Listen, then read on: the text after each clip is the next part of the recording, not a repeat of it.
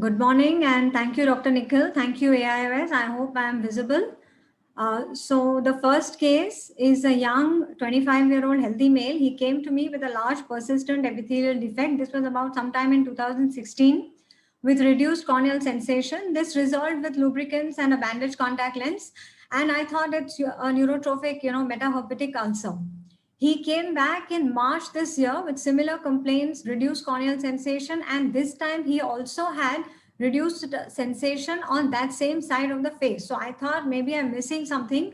I sent him to a neurologist who then sent back a note with to me that he's a known case of Hansen's disease and he's got a recurrence at the moment and he's already on multi-drug therapy.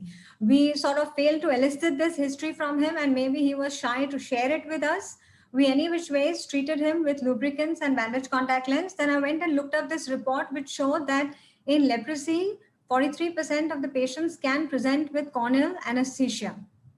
Ocular involvement in leprosy can be due to direct mycobacterial invasion, causing keratitis, iritis, scleritis, episcleritis. It can affect the seventh nerve, causing lag of ophthalmos, fifth nerve, causing corneal anesthesia, can lead to lid deformities like madarosis, trichiasis, entropion, and there could be affection also due to hypersensitivity reaction to the M. leprae antigen. Ocular manifestations of leprosy can occur despite getting cured microbiologically, which suggests a treatment duration longer than 2 years if the eye is involved.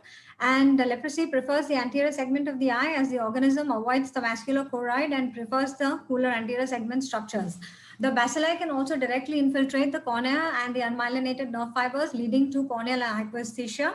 There can also be beading of the corneal nerves in patients with high bacillary counts. There can be calcification of the M. leprae also appearing as beading, and it can be seen even after declaration of microbiological cure of the disease. So when to suspect leprosy? Whenever we see hypopigmented erythematous or hypoesthetic hairless skin patches on the malar area of the face, with the loss of sensation, a loss of eyebrows, loss of eyelashes, facial palsy, orbicularis paresis, and lag of ophthalmos, we need to have a doubt of leprosy. The diagnosis of leprosy affecting the eye remains clinical and can be easily overlooked. Therefore, we need to have a high index of suspicion. The characteristic skin lesion with definite sensory loss without thickened nerves and a positive skin biopsy showing the acid-fast bacilli or modified the carbol-fuchsin stain is the gold standard for diagnosing leprosy. WHO in 2018 has recommended the use of 3-drug regime, rifampicin, dapsone, clofazimine for at least 6 months in paucibacillary and 12 months in multibacillary forms of leprosy to prevent recurrence. The lid management, lag of ophthalmos, when it presents early, we could combine systemic steroids along with multi-drug regimen to limit the extent of neuronal damage and treat the ocular surface dryness conservatively with lubricants. However, more severe cases would require tarsorrhaphy and other oculoplasty procedures. The corneal lesions, one is anesthesia, the other one is interstitial keratitis, which will require topical steroids and systemic multi-drug therapy for resolution. Corneal anesthesia cases need to be monitored for development of persistent epithelial defects and secondary infections. Keratoplasty has been advocated for corneal opacities secondary to scarring following exposure and ulceration. Episcleritis, scleritis, iritis will require topical systemic steroids and systemic multi-drug therapy. So now the second case is a 39-year-old healthy male who came to us with severe dry eyes 3 months post LASIK. He was a contact lens wearer prior to surgery. He came with diffuse superficial punctate keratopathy and he was very unhappy with the vision. We treated him with topical lubricants and he also required punctal plugs for the resolution of his symptoms. So I just looked up literature and we all know that dry eye is seen commonly post refractive surgery. Symptomatically, patients do improve over 3 to 6 months. The creation of the flap and ablation of the corneal stroma damages the corneal nerves. It compromises the afferent sensory arm of tear secretion, decreases the quantity and quality of the tears, and decreases the release of the neuroprotective factors required for ocular surface health. It is seen commonly in the older age patients, female gender, deeper ablation depths, patients with a prior history of contact lens use, prior history of dry eye, connective tissue diseases, and a pre-op Schirmer's of less than 10. So we need to do a good pre-op evaluation before advising the surgery. In vivo confocal microscopy, looking at the nerve fiber regeneration, post-PRK showed that 1 month, 19% regeneration occurred. At 6 months, 50%, at 2 years, 92%, and 10 to 20 years, the regeneration was comparable with that of controls who did not have any surgery. Post LASIK, at 1 month, 11% regeneration occurs. At 6 months, 27%. At 5 years, 79%. So post LASIK, the process is slower and less complete. It depends on the thickness of the flap and the ablation depth. Post SMILE, the regeneration is at 1 month, 55%. 6 months, it is 58%. So SMILE does fare better than LASIK.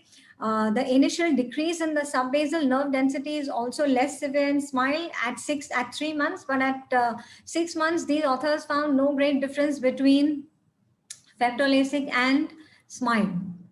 Now, this was our third patient. She was a 16-year-old girl who came to us with recurrent episodes of redness, tearing, and photophobia. We can see the crust on the base of the eyelid margin, and you can see the conjunctival congestion. There is 360 degrees corneal vascularization, punctate keratopathy. There is peripheral infiltration in the cornea. A similar picture is seen in the other eye, but it's less severe compared to the right eye. This was a typical case of blepharokeratoconjunctivitis, which is frequently misdiagnosed. At 1 month post treatment with topical antibiotics, steroids, lubricants, and lid hygiene, she has recovered good vision and the eyes have become much quieter. So patients with blepharokeratoconjunctivitis usually present with anterior blepharitis, posterior blepharitis, recurrent chalasia. The cornea may show pannus formation, subepithelial infiltrates, punctate keratopathy, even flictonules, corneal vascularization, and scarring. These changes are usually bilateral but can be very asymmetric. It's more common in India, Sri Lanka, and the Middle East. The pathophysiology is less understood. It's a hypersensitivity reaction to the bacterial antigens, and it is often, it presents commonly around the age of 4 to 5 years, though it can present in the teenage years as well. In children, it is often misdiagnosed as allergy and a hepatic involvement, but we need to be very careful in these children because they are in the amblyopic age group. In refractory blepharokeratoconjunctivitis, one needs to have the differential of ocular rosacea and Demodex in mind because they will require a different treatment.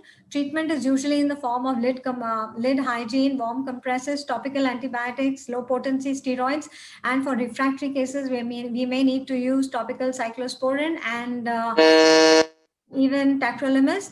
Oral azithromycin is a very useful adjunct to eyelid hygiene and topical treatment. It's got a much broader spectrum of action. 1 drop of azithromycin persists in the tear film for up to 6 days, and 1 gram single dose of azithromycin maintains an antimicrobial level for 14 days in the conjunctiva. Oral doxy can be used in older children who have completed their dentition. Topical cyclosporin may need to be given for at least 3 to 6 months. Low potency steroids also will have to be given for at least 4 to 6 weeks. Both the patient and clinician need to understand the complexity and chronicity of this disease. There is currently no established cure. We can only control the disease. I think, shall I continue with the last case or skip it? Yeah, go ahead. So I think we have 1 or 2 minutes extra. Definitely. Yeah, so this was the 4th patient. She's a 50-year-old female with bilateral redness, dryness, pricking since 4 years. No history of systemic illness, no fever, no skin rash, no reaction to any medication. And she's come with conjunctival congestion, both the eyes, superficial punctate keratopathy. There is cataract. There is no keratinization of the lid margins, no distichiasis. She had early symblepharon formation and there is phonacial shortening.